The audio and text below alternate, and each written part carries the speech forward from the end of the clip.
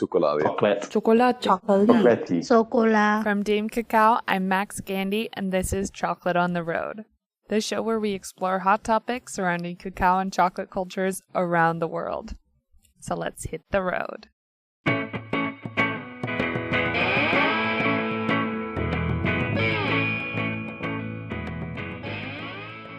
Before we start the show, a quick disclaimer. Creating Chocolate on the Road is a one-woman operation. Overall, it's very enjoyable. I do my best to get a complete view on the topics and destinations, but some places and topics are certainly more challenging than others. So, if you know of any other resources for these destinations or topics, feel free to reach out through my website or social media, all of which is Dame Cacao. That's DameCacao. If it's new and relevant information, I'll add it to the show notes on my site. And who knows? It might just inspire a new episode.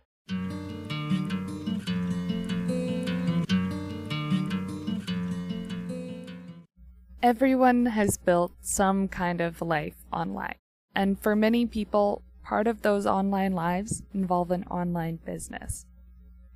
To get to the bottom of how craft chocolate was built up over the last couple of decades, I spoke to 3 of the people who've built foundational chocolate businesses using the internet. As I've touched on in the Millennials episode, access to information was one of the main reasons craft chocolate has been able to grow. Whether they call it craft chocolate, bean-to-bar chocolate, or specialty chocolate, each of my guests has decades of experience in the specialty chocolate industry. But beyond building this industry up in person, they've also built it up online. Each person fills a different niche, from home chocolate making to building a chocolate business and filling in the gaps before, during, and after. My name is John Nancy. I am the founding alchemist for Chocolate Alchemy, a company that teaches you how to make chocolate at home and gives you everything you need to do that. I'm Pam Williams. I'm the lead instructor and founder of École Chocolat, Professional School of Chocolate Art. My name is Clay Gordon. I'm the creator and the moderator of thechocolatelife.com, which is a global community with members in over 160 countries. I'm also the author of a book called Discover Chocolate. John, Pam, and Clay have been unquestionably instrumental in developing craft chocolate. But what drew me to these 3 in particular is their understanding of innovation rather than replacement. Home chocolate makers wouldn't replace Hershey's. Neither would small chocolate businesses. But they were coming, and they needed somewhere to chat and to troubleshoot their problems. John, Pam, and Clay's long-ago decisions to jump at something represented vision. The complementary development of their businesses represents the development of craft chocolate. While it's not for everyone, it's definitely not a fad. It's here to stay.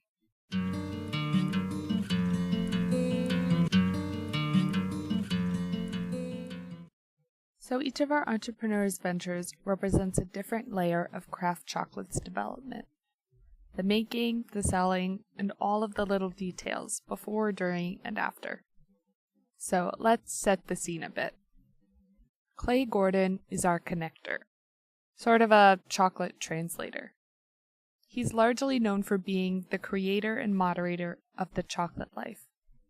But his role as a connector of people to information started well before The Chocolate Life.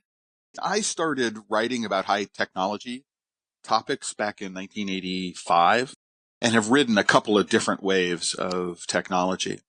And so I'm, really aware of what it takes to understand a subject well enough to be able to educate people about the subject. And so part of The Chocolate Life was I didn't know all of the answers to all of the questions. I didn't want to pretend that I knew all of the answers to all of the questions. And so one of the great benefits of The Chocolate Life for me is on a regular basis, almost daily in some cases, I'm learning something new. And that is the motivation. I help you so you can help me. And I can learn things and I can share what it is that I know. And we can make the argument that the only reason that the small maker chocolate movement, what we call the craft movement, it was possible because of the internet, possible in the time frame that it happened, was the internet, the ability to go find information, whether it was on Chocolate Alchemy, John Nancy's website and community with his message boards, or 70%.com from Martin Christie, or the Chocolate Life. It's hard to imagine the whole movement growing as quickly as it did without the free availability of information. This is one of the fundamental differences between where we are now and where we were 10 years ago. I mean, I had the good fortune to be in the right place at the right time with the right idea. And so I was able to do something that is much, much, much, much harder to do now. So I had this epiphany in 1994 when I realized that while there were professional critics for everything you could think of, television, radio, wine, beer, spirits, cigars, architecture, I mean, you name it, there were no professional critics for chocolate. And so I had that idea and realized that, oh, wow, not everybody sees what it is that I see. And so I've got some time to figure it out so that when the wave starts cresting, I can be there. And so I had the luxury of having 7 years of trying to figure this out. I got my first job in chocolate in 1998, selling Demori and Cluzel into high-end restaurants and hotels in New York. That experience, being around long enough to convince people that I was serious about what it is that I was doing, that I had learned stuff. I had things, original ideas that I could communicate, observations that I could give to people. That took a long time to develop. I mean, there are people now who have successful communities and successful blogs who have never been to Origin.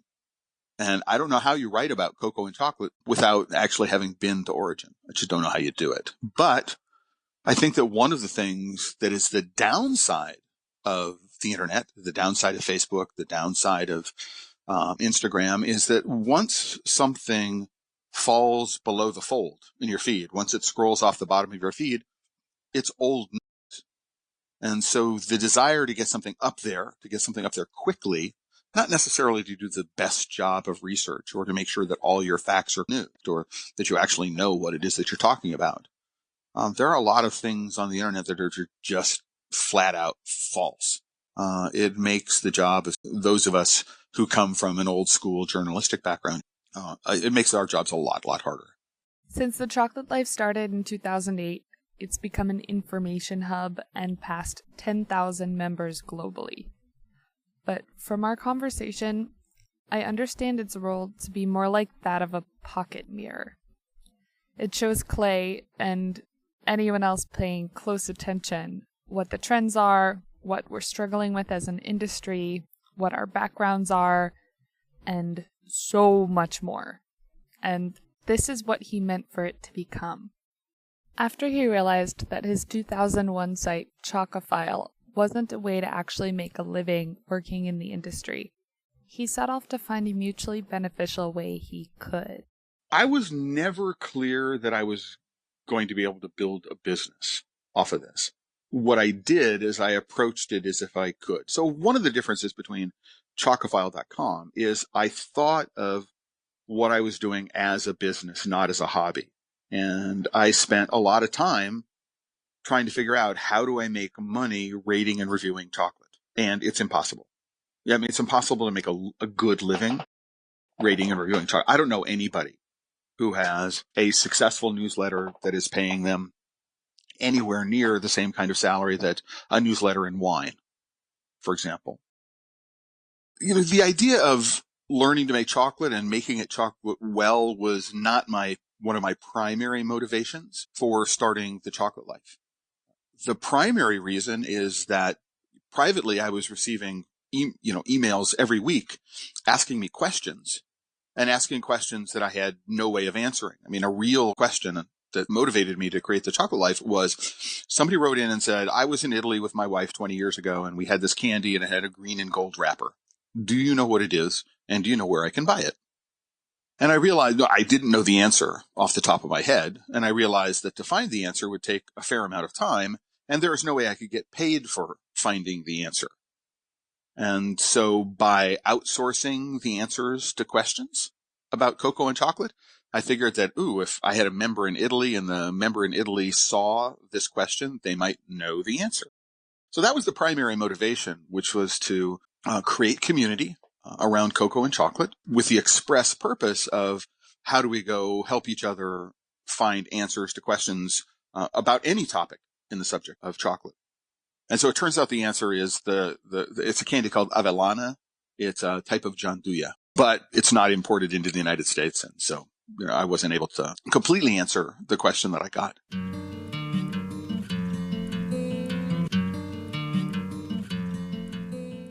So while Clay and his growing site was fielding queries, John Nancy was fixing chocolate machines and answering some questions of his own.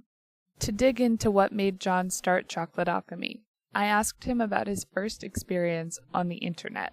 The first time I was probably on the internet and with other people at least was a home brewing board.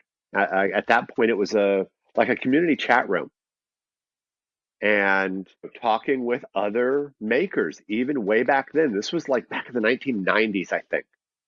I couldn't pick out the exact year, but a bunch of us brewing enthusiasts talked in a chat room. For me, it was connecting with fellow makers. I mean, that's what it was about. And then about what it was like to be part of those online groups. Our ideas outstripped the hardware at the time. And once it started really expanding, it got very exciting as the industry grew.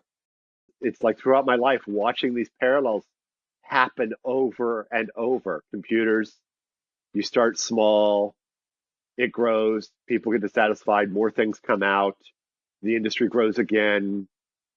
And yeah, I've watched it with computers. I watched it with home brewing. And boy, look at chocolate right now. It's doing the same pattern. Even though chocolate is a very global industry, and Clay has been able to travel all around the world for some of his consulting projects, John is more of the every chocolate maker. For personal reasons, he hasn't been able to travel much, so he works in his community a lot.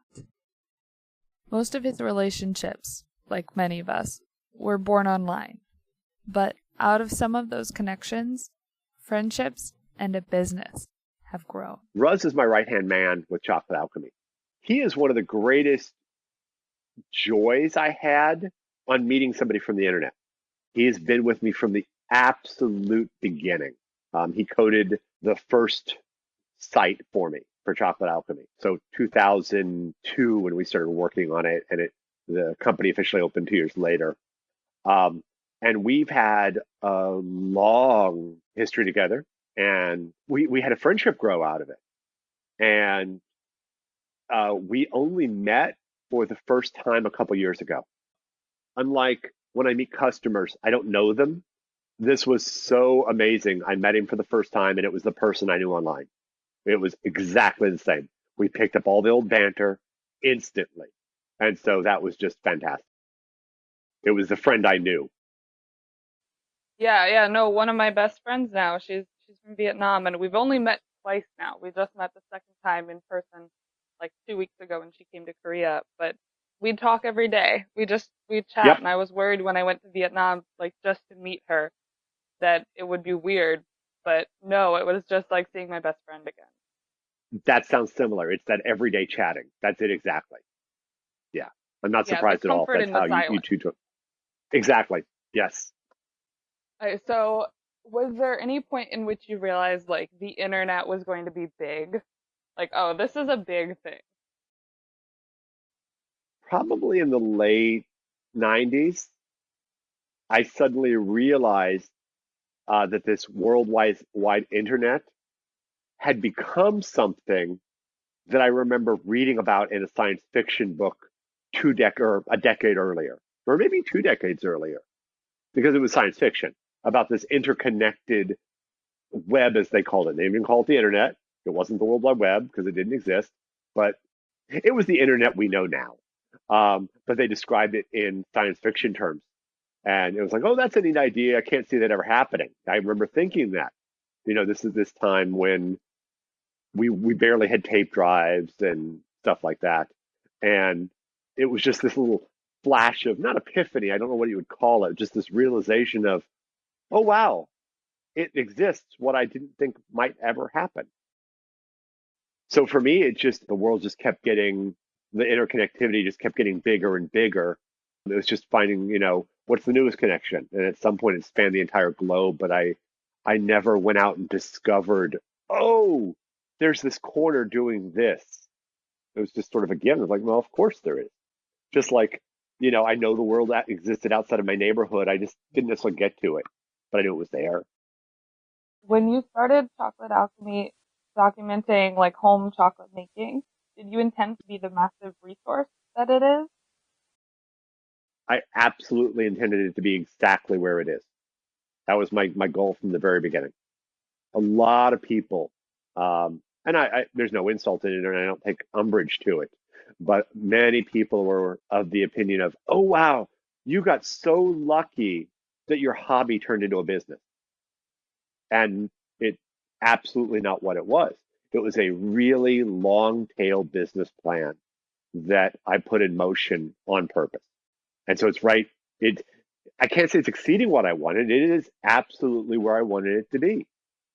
The backstory I always give people is when I was in my 20s, reading various fantasy novels, Tolkien, stuff like that. They always made these pubs with their casks of ale sound so appealing, so romantic, frankly. And it was like talking to some of my friends at the time of, wow, wouldn't it be cool to brew my own beer and serve it in a pub? And the resounding answer was, well, that's sort of a stupid idea. Who'd want to drink your home brew? And now we kind of look at the brew pubs and all of the craft breweries. And my thought with chocolate was, wow, somebody could make chocolate at home. And I'm not going to miss this boat. Instead, I'm going to build this boat. And to my mind, that's kind of what happened. And as far as a turning point goes, it happened about 3 years ago. And I can't put a date to it, but it's about 3 years ago when I started getting emails from people who were already chocolate makers, and they were searching the internet for more information, and they came across my site. And that what I mean by that this is different, is I wasn't their first line. They didn't learn it from me. They learned it from people who'd learned it from me. The next generation had come around already. And so that was a big turning point. I don't mean, and that's not meant with any ego. It was just an observation of, wow, there's chocolate makers that didn't start with me because for a decade, they had all started with me in one form or another.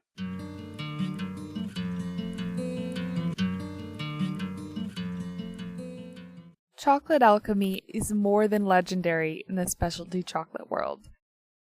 But John is not the only one who's been schooling the chocolate world for a decade and a half. We opened the business in January of 2003. And a week later, I had my first student who was from the Netherlands. And that was like, I went, oh my gosh, somebody out there has found me. And that was like the first kind of exciting thing that happened. And after that, things just started trickling in. We had our first program, and it was like, I always tell people, it's like, having a party, kind of like, planning a rave and seeing if people turn up. And that's what our business is like. We hold a party every, a class every specific times during the year, and just keep our fingers crossed that people still are interested in what we're doing. After 15 years in operation, I think it's safe to say the people remain interested.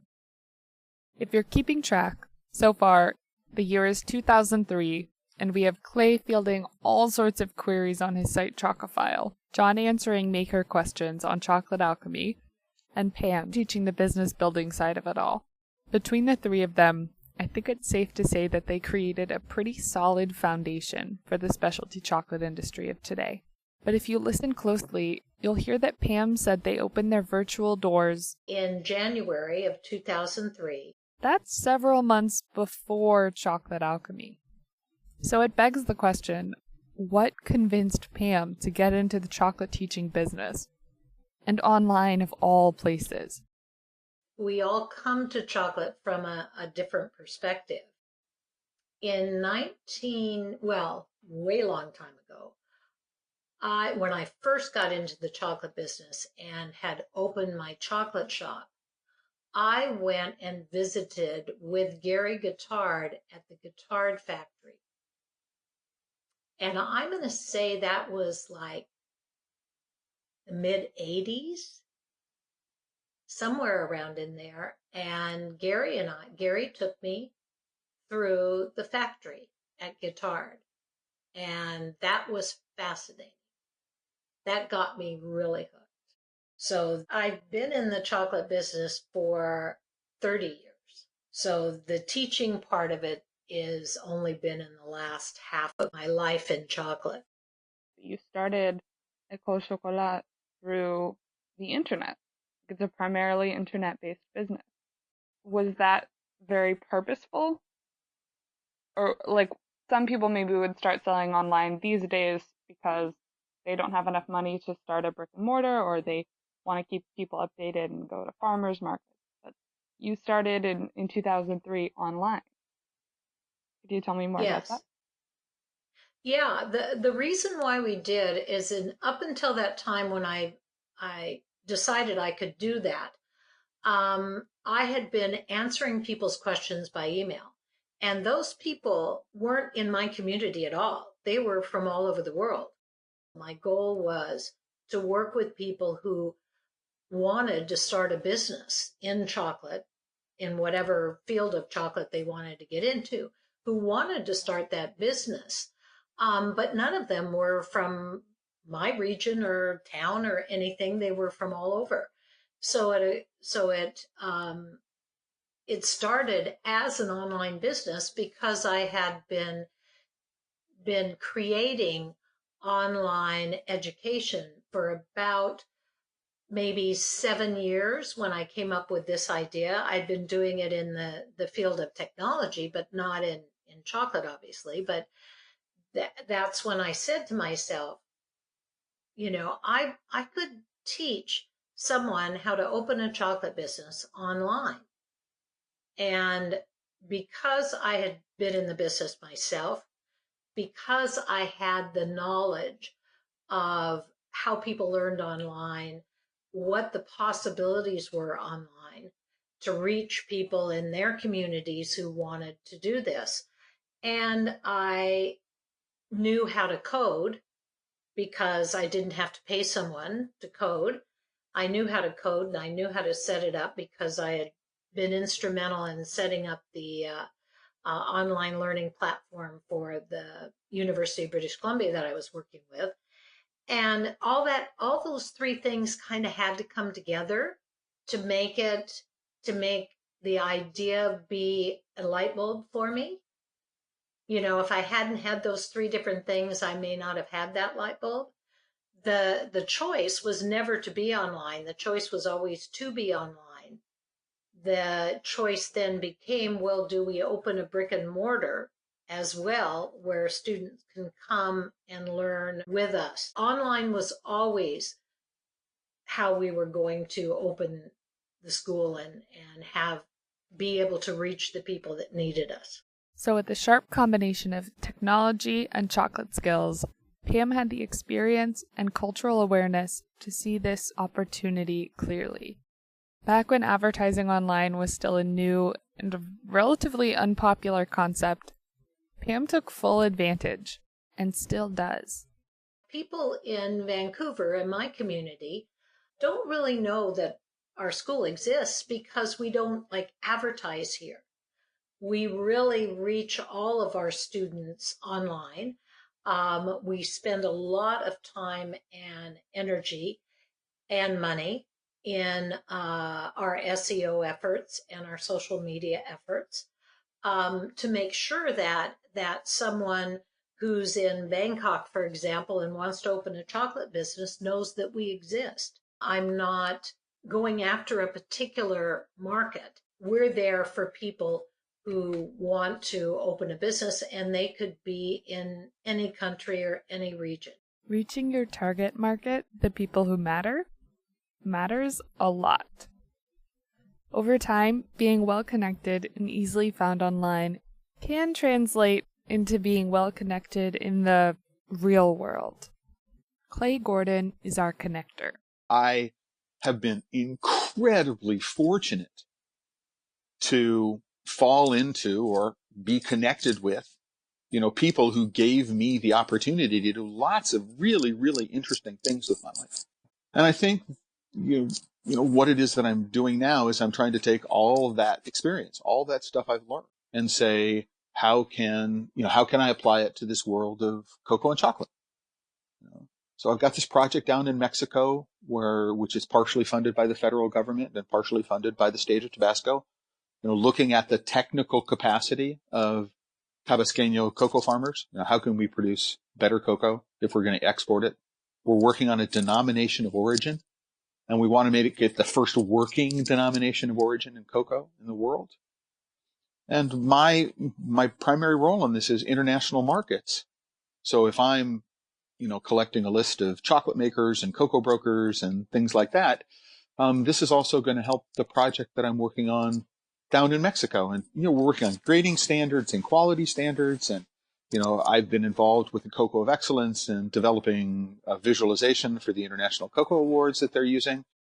It is amazing for me to think that the guy whose chocolate inspired me to get into the chocolate business, Stefan Bonat, in 1994. It was his chocolate in 1994 that I ran across that inspired me to get into chocolate. Now, 4 years later, I cold called him and said, I want to come and visit. And he welcomed me with open arms into his factory in France.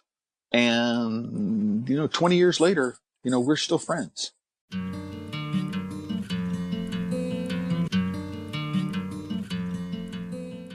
While many of the developments which enabled the modern internet parallel developments in chocolate, sometimes tech innovations helped both industries. Getting my first smartphone was probably the tipping point.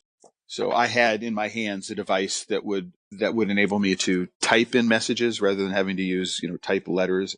So I think having my first smartphone was when I realized that, I could perform pretty much most of the communications that I wanted to on the telephone, and I would be able to keep track of what was going on online on the Chocolate Life from my phone. And I think that would be the tipping point for me. And far fewer calls. I used to spend tens of hours every week, hours a day on the phone in my previous jobs.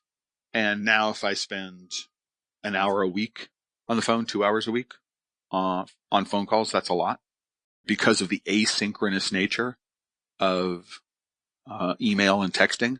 Is people don't need to be in the same place at the same time, even if the connection is electronic. So you can send me an email, I can respond when it's convenient for me. I can send you a text, you can respond when it's convenient for you.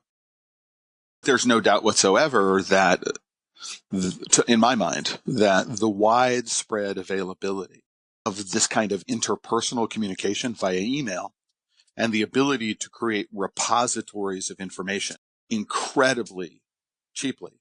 So everybody could become their own publisher. Everybody could become their own reporter. And the tools are widely available. These are the things which enabled craft chocolate to grow much, much faster than the craft beer industry grew. So craft beer, its beginnings were pretty much pre-internet, and the ability to communicate the way we take it for granted now weren't there. And so it took a lot longer for the communities to form. It took a lot longer for the information to be distributed. And so it took a lot longer for the craft beer world to grow.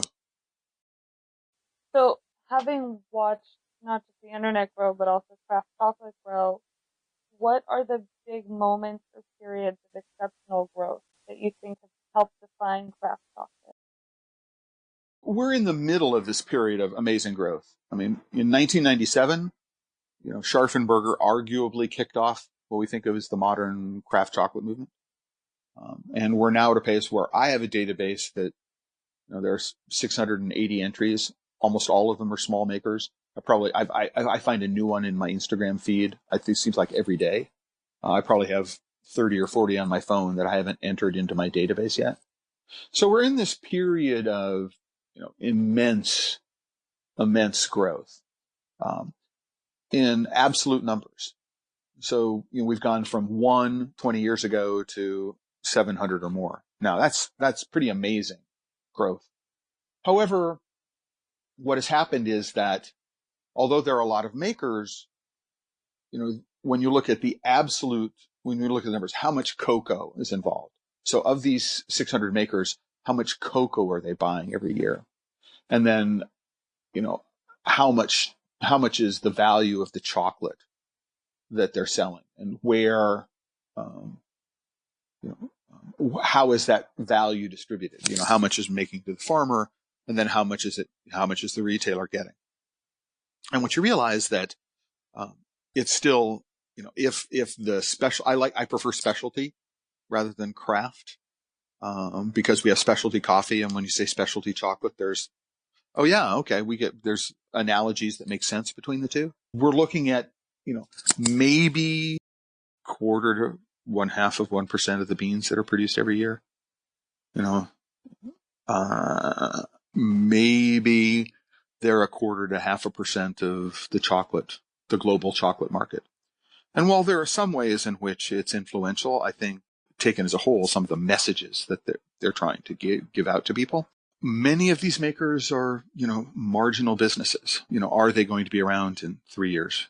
Are they going to be around in 5 years? And the answer is a lot of them are not. And, the world doesn't need another 70% 2-ingredient chocolate made in an Indian wet mill from, the same estate in Madagascar. There are over 100 of them. And as a new maker, you're coming in and you say, how do you do something different with this? How do you do something different from a packaging perspective? How do you differentiate what it is that you're doing from the 100 other people who are doing pretty much exactly the same thing you are? And not only that, but you were an accountant 6 months ago, and now you're a chocolate maker. I mean, what do you really know about all this? So I think there's some structural challenges in front of the small chocolate maker, the specialty chocolate world, that need to be addressed, and they need to look at them realistically and not just say, this is revolutionary and we're going to change the world. Maybe, right? But that optimism needs to be tempered, pun intended, with some pretty serious pragmatism. Being able to make a real lasting impact upon communities physically far from our own is such a common and worthy goal in specialty chocolate. We all want to make sure farming communities see the fruits of their labor. But just like in modern technology, you can't rely upon old methods to get new and better results. When somebody calls themselves a bean-to-bar chocolate maker, 90% of them only make bars. And that is the most competitive segment of the marketplace. You should be saying, I'm a chocolate maker. What can I make with chocolate? Right. And, how can I create products that are in fact cash cows? How can I create drivers of business? Right? Products that I can make that everybody wants to buy all the time.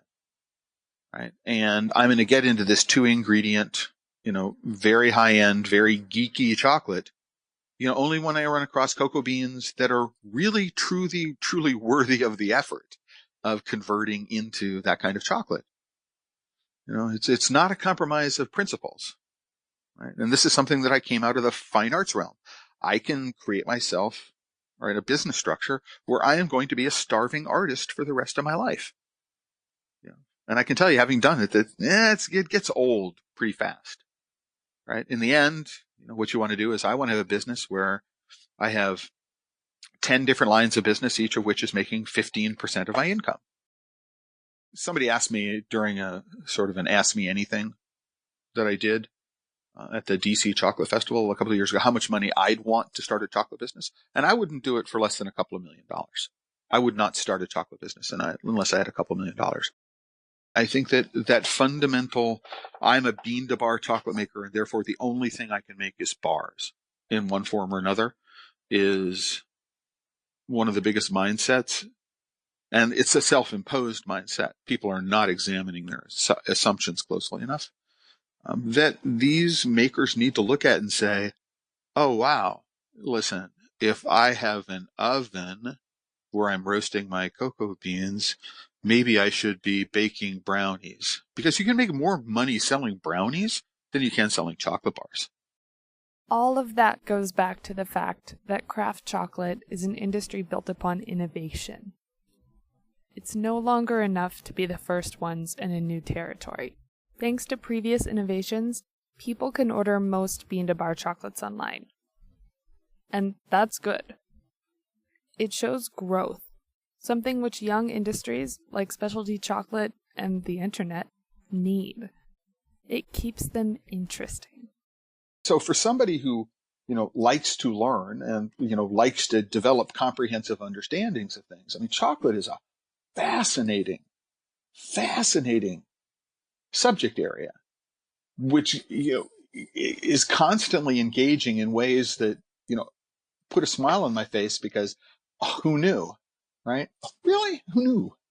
That stuff happens on a regular basis still. After doing this for 20 years, more than 20 years, I still get surprised in positive ways. If you have a $20 bill in your pocket, you can walk into a chocolate store, a good one, and have your pick from among the world's best chocolates. And you can't do that in beer, and you can't do that in wine, and you can't do that in spirits. The Queen of England, with all of her billions, cannot buy better chocolate than you can. So while the internet has kept craft chocolate interesting, craft chocolate has done the same thing to the internet. Even though we don't typically think of the internet as a place you go to or escape to, it has undoubtedly become a destination for chocolate lovers of all types. No matter what you want to learn, the internet's got your back. Yep. Even on the road. And it turns out that mirror in your pocket? It's a smartphone.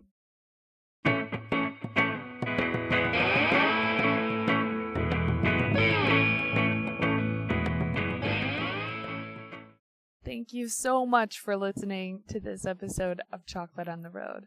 If you liked it, please subscribe, rate, review, and share the episode in any way you see fit.